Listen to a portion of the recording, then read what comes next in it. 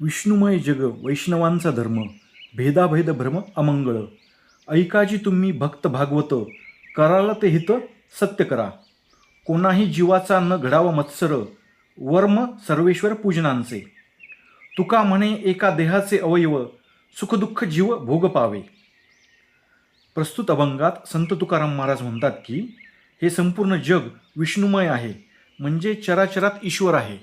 जगातील सर्व जीवांवर प्रेम करणे हाच वैष्णवांचा खरा धर्म आहे.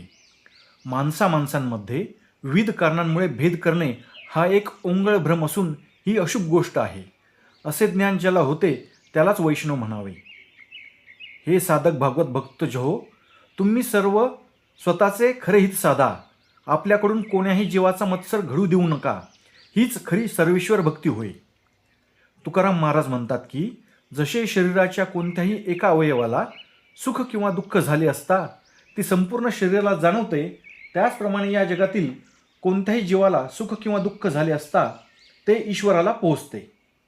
सारांश: व्यवहारात गरीब श्रीमंत, जात पात, काळा गोरा, शिक्षित अशिक्षित, शहरी ग्रामीण, आपला परका इत्यादी भेद निर्माण होतात. यात एकमेकांशी तुलना होऊन परस्परात मत्सर आणि द्वेष निर्माण होतो.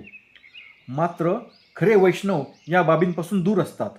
अशा प्रकारे या अभंगात संत तुकाराम महाराजांनी मानवतेचा व समानतेचा संदेश दिलेला आहे. जय जय राम कृष्ण हरी. धन्यवाद.